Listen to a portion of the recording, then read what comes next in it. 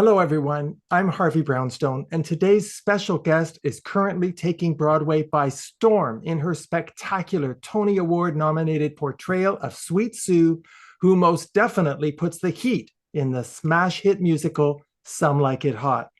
In addition to her Tony Award nomination for Best Featured Actress in a Musical, she received an Outer Critics Circle Award nomination for Outstanding Featured Performer in a Broadway Musical. Our guest is a Broadway veteran, having appeared in 7 other Broadway shows, including The Color Purple, the Gershwins Porgy and Bess, which earned her and her fellow cast members a Grammy Award nomination for Best Musical Theater Album, A Night With Janis Joplin, Waitress, Tina, the Tina Turner musical, Chicago, and Chicken and Biscuits. She's also appeared in the national tours of Xanadu, The Drowsy Chaperone, the Elvis musical All Shook Up, Seussical the Musical, and Cinderella. And she starred in regional productions of many shows, including Hairspray, Ain'tMisbehavin, and Mahalia, a gospel musical. She won an Audelco Award for Outstanding Performance in a Musical for playing Grandma and Spirit of the Booty in Bella, An American Tall Tale. On the big screen, she appeared in Sweet Little Lies, Alice, and Better Nate Than Ever. And on TV, you've seen her in Orange is the New Black, Madam Secretary, New Amsterdam, FBI, The Good Fight, Harlem, Partner Track, Run the World, and of course, who can ever forget her magnificent 2015 TV performances as Queenie in Live from Lincoln Center and Glinda in The Wiz Live. In addition to her Broadway cast albums, she's released 2 solo albums of beautiful standards, How Deep is the Ocean and For My Mother. And she's appeared in concert with the New York Philharmonic and numerous symphony orchestras across America. After seeing Some Like It Hot during my recent trip to New York, I became obsessed with getting this fabulous woman to appear on our show. And today, despite her grueling performance schedule, she has graciously agreed to grant me this interview. I'm thrilled and very excited to welcome the wonderful NaTasha Yvette Williams to our show. NaTasha, thank you so much for being here.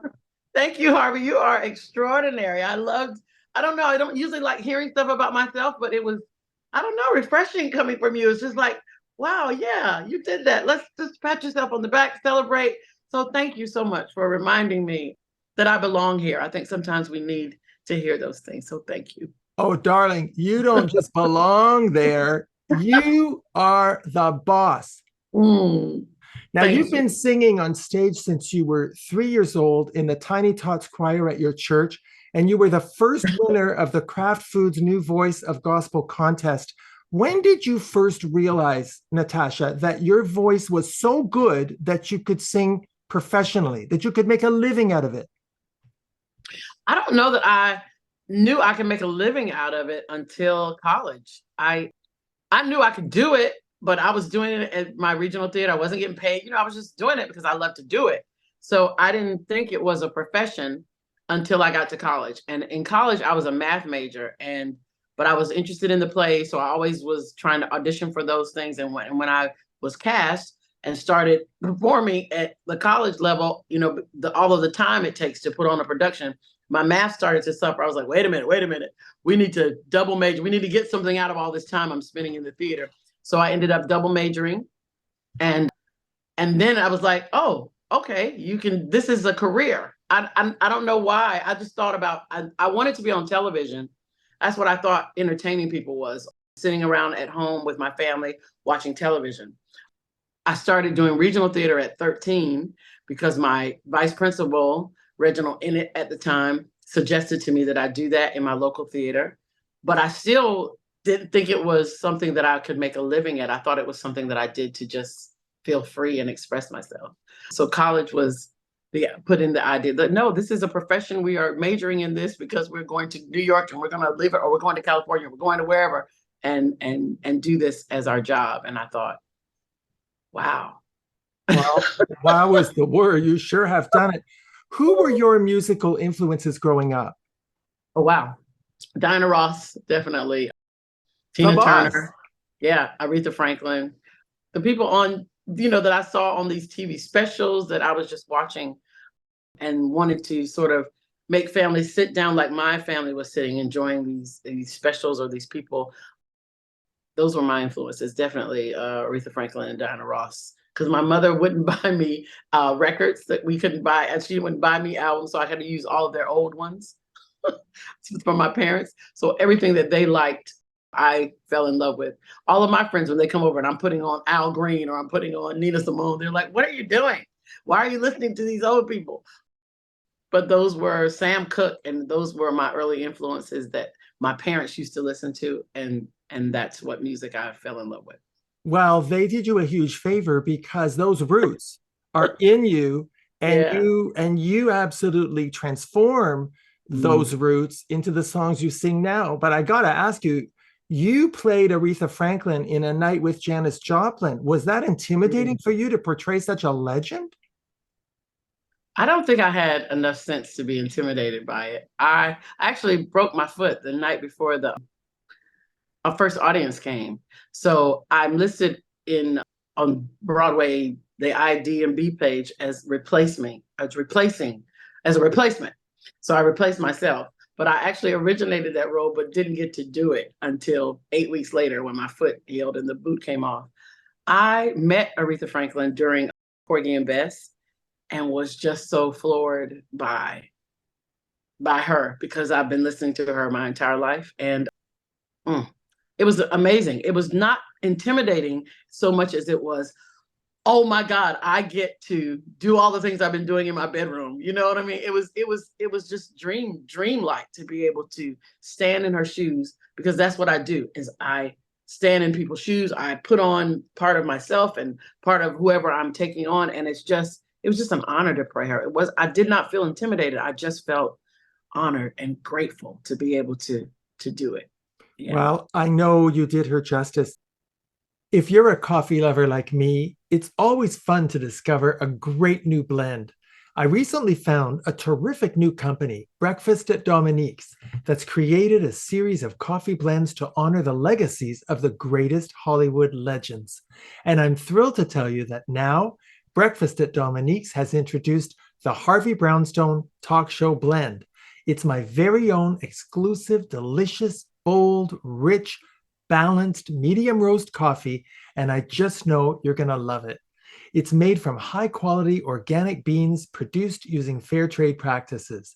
If you'd like a great cup of coffee, give Breakfast at Dominique's a try and order the Harvey Brownstone Talk Show Blend at hollywoodblends.com. They'll ship it right to your door anywhere in the world. Sipping our coffee is the perfect way to watch our show. You also performed the songs of Mahalia Jackson in a show at the Cleveland Playhouse. Did you feel you were channeling her when you were singing those songs?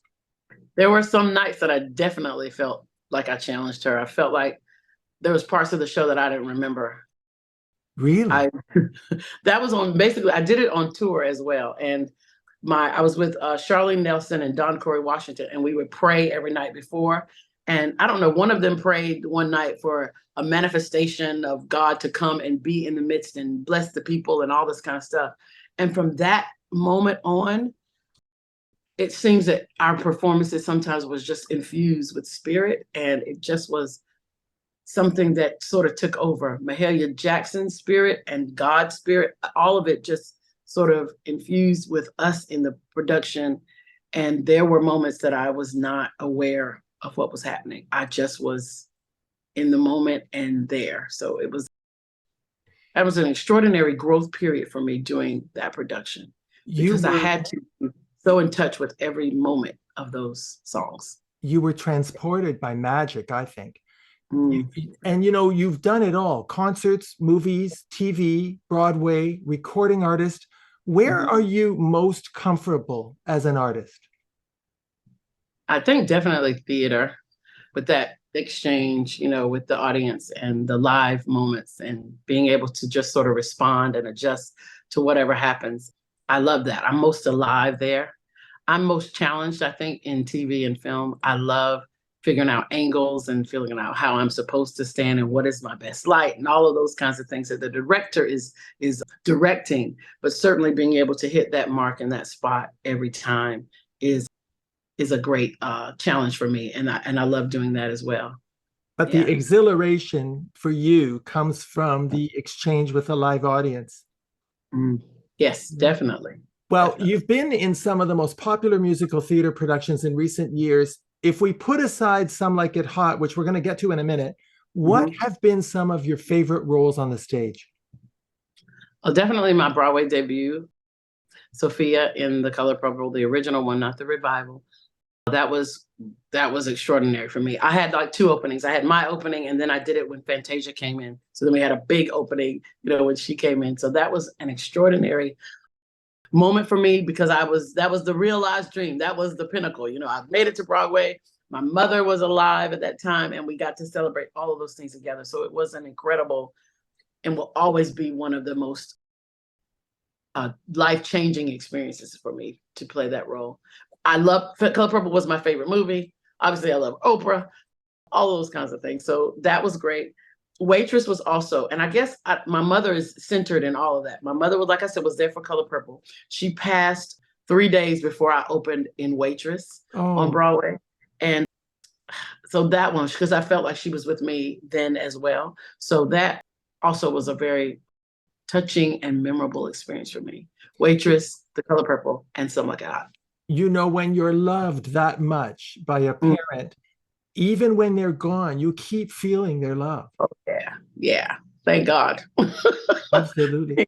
Now, NaTasha, you played Mammy in Gone with the Wind in London's West End. I'm sure you're familiar with cancel culture and the movement to eliminate Gone with the Wind and other movies and shows from our cultural lexicon because of the racism in those shows, and especially because of the way they depicted slavery.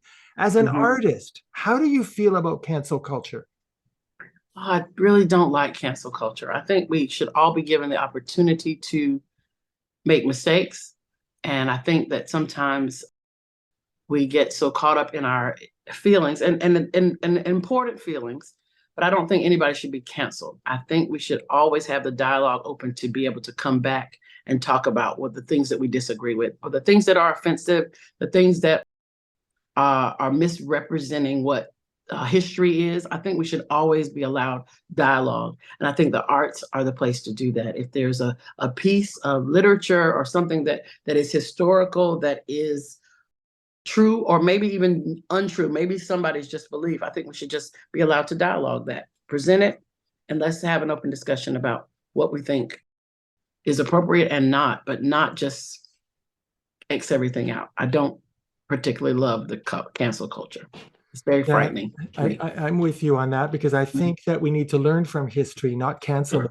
We need to keep alive the atrocities of the past and teach our children to never repeat them. Yeah. Okay, NaTasha, let's talk about Some Like It Hot.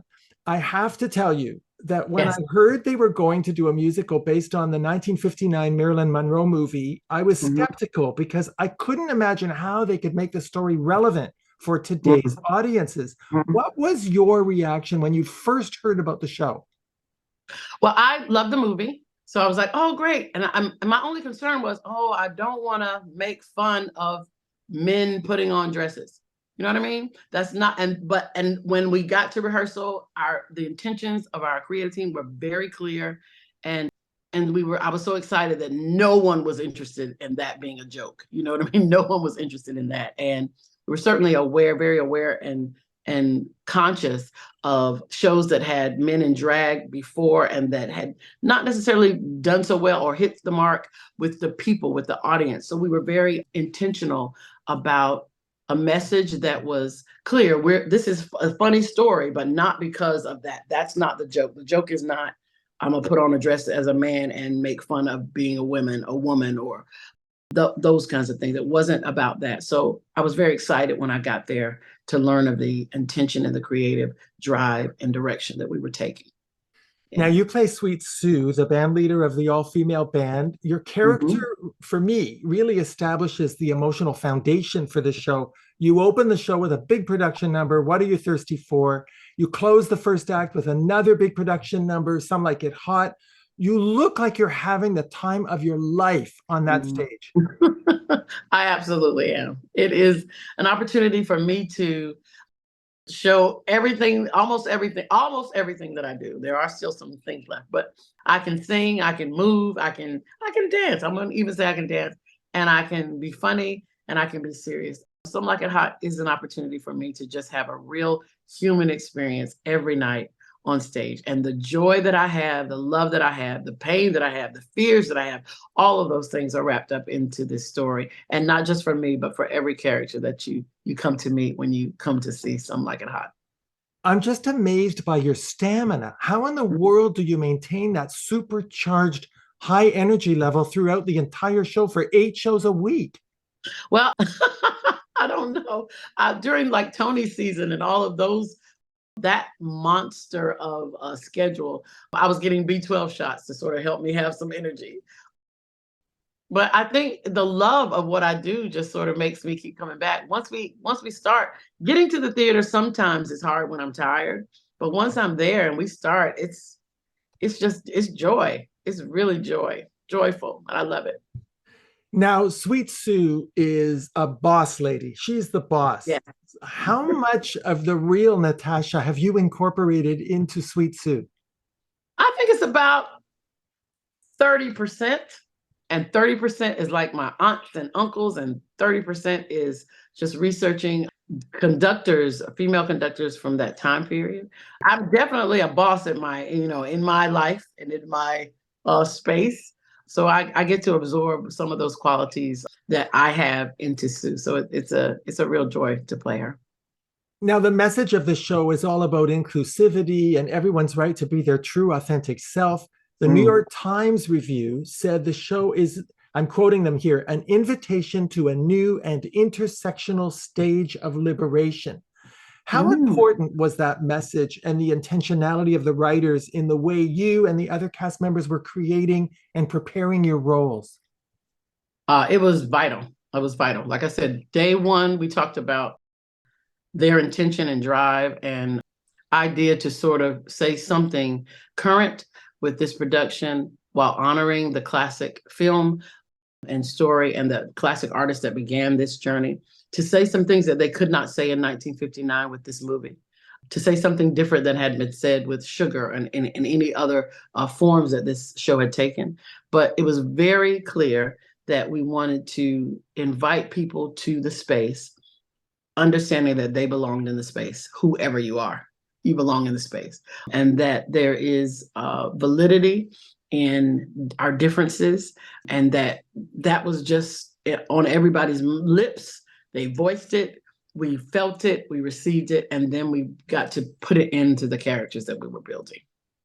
Well, since I mentioned the New York Times review, I should also point out that the reviewer said that you, NaTasha Yvette Williams, knocked it out of the park. Congratulations. Oh. Thank you. Thank you so very much. I got to tell you, I was watching the Tony Awards and you looked gorgeous. You looked happy. Yeah. I wanted you to win. But you know what? I think when we saw the performance, during that show, I was sitting with people who had not been to New York and had not seen it.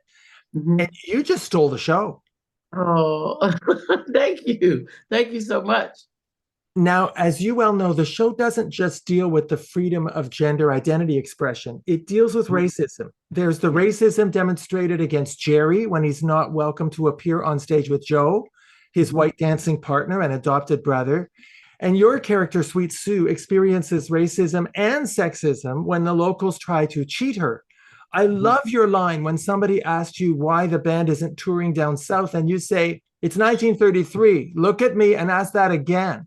Right. The show really has a lot to say. And even though it takes place in the 30s, it's very current and relevant to the world we're living in right now, isn't it? Yes, definitely. And it's not bang you over the head with everything. Just something as simple as that line lets you know what time period we're in, how we're aware of how we have to move through the space and through the country at that time without beating people over the head, without saying anything, without preaching to people. So I think that the writers have done a very good job at dropping those little nuggets, helping us to realize where we are and the time period, and to say something about how we feel about those particular issues and the things that we come up against during those times. Yeah. When I was in the audience of your show last month, there was a tremendous feeling of warmth, and the energy was full of love and optimism and joy. I haven't Mhm. felt that way sitting in the audience of a show since I saw the original La Cage aux Folles back in the 80s. I've been Mhm. dying to ask you, NaTasha, when you're on that stage and the audience is reacting to your performance and going wild after every number, and especially at the end during the bows and the curtain calls, can you feel the love that we are all sending you?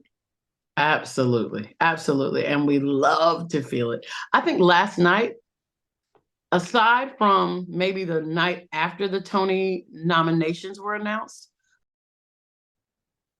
or maybe was it the Tony wins? I'm not sure. No, Tony win, I think. The audience last night was the loudest, most present audience what we've ever had, and they've all been loud and present. But last night, from like we holding to complete lines or repeating lines because we know nobody heard them because it was so loud.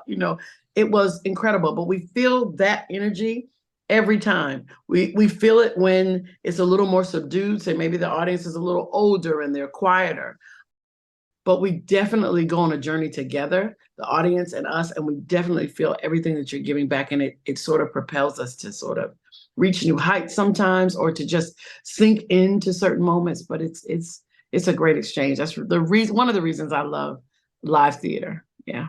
Is it difficult to come down and relax after such an exhilarating performance every night? No, because I'm so tired. You know what I mean? I'm literally tired. But the audience and the journey of the show dissipates all of that. But when it's over, then then I feel it. So no, I can wind down and go to bed. That's a blessing. Not everybody Yes, can do that. yes, it is. No, I think I had a professor, Dr. H.D. Flowers, who used to say, "Let's leave madness. We're not gonna bring anything off the stage with us." And I internalized that to sort of, yes, let's be all in while we're there, and then when it's done, it's done. We're gonna leave it. We're gonna if you can go play a murderer, but you're not gonna have those thoughts coming with you after. Let's just leave it. So I've sort of trained myself to sort of be able to turn that on and off when I'm on stage. And it's been a blessing to me because I don't have to take things with me. Yeah, it's very healthy, actually. Yeah. I understand that there's a very strong feeling of friendship and unity and closeness among the members of the cast. Have you Mm, become good friends with your co-stars? I absolutely have. We love hanging out with each other, and everybody's so funny and warm, and they want to be at work. I don't know if it's attributed to the cast that Casey Nicolau has assembled. I think it's a lot to do with that. We are very mature people. Even our younger people are just as concerned about giving a great show and giving 100% every time you're on there. But it's also, I think, attributed to the period that we're coming out of in terms of the pandemic recently, us Broadway being recently back, so that we're so grateful to just sort of be in the space and be able to commune together. So that testing every day in the beginning certainly bind us in a certain way too. So I think we just have the benefit of all of the time and the intersectionality of coming together at this time with these people. It's great. It's recently been announced that the show is going on a national tour starting in the fall of 2024. Would you ever consider going on tour with the show? I would go probably anywhere with this show. The tour, that type of tour would probably be difficult for me just because of my kids. I have a set of twins that are 12, but I'm very interested. I'm going to say this publicly too. Very interested in going to London when they decide to go to London to do it. I would love for my kids to study over there abroad. So, Oh, wouldn't but yeah, that be an amazing experience for them?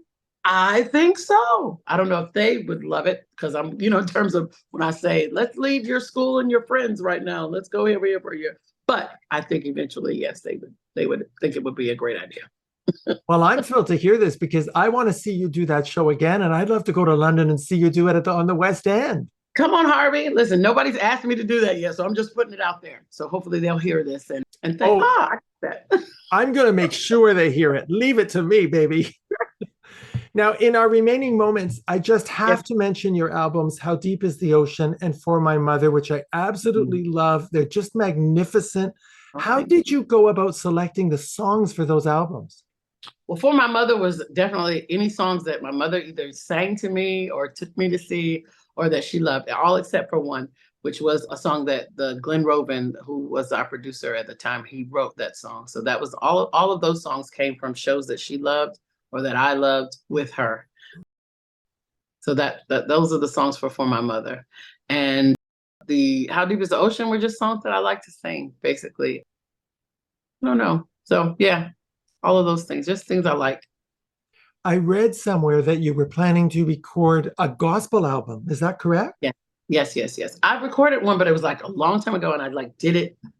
I didn't do it in my own basement or whatever, but it just felt like it was not a fully fleshed out project. So I'd love to do that. I've certainly gotten sidetracked, but I'm gonna go back to that because I wrote a movie. So I wrote a movie, and I'm sort of focusing on that right now, but I do want to get back into the studio and sort of just sing. Is the movie a musical? The movie is not a musical. The movie is it's influenced by Mamie Peanut Johnson, who was a woman who played baseball in the Negro Leagues with the men. And there were 3 women who played. And it's about her journey into the Negro League and the simultaneous demise of Black businesses during that time. So it was set in 1947 to 1953. And so that's what the movie is about. So it's not a music, but there is some music there. That's a very topical movie. You know, they just came out with Sweetwater.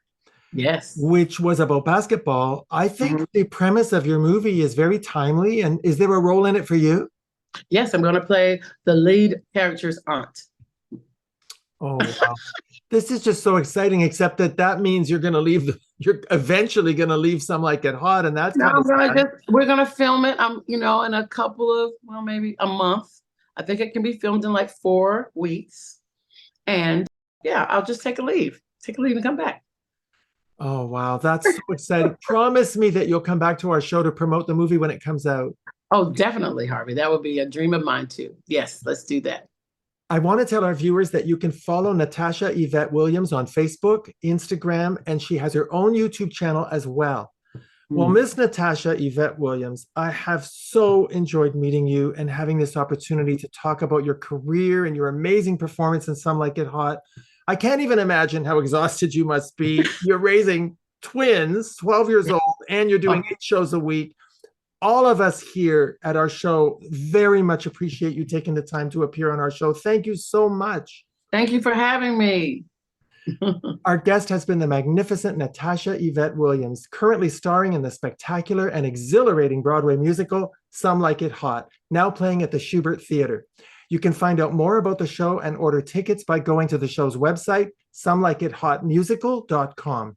My name is Harvey Brownstone. Thank you to my producer, Steve Silver, my director of programming, Deborah Batsafin, my PR director, Laurie Towers, and my entire team at the XPTV1 network in the UK. Thank you all for joining us. See you next time. Thanks for watching. Be sure to check out all the great interviews on the Harvey Brownstone Interviews YouTube channel. Don't forget to subscribe and ring the bell to be notified when new videos are posted.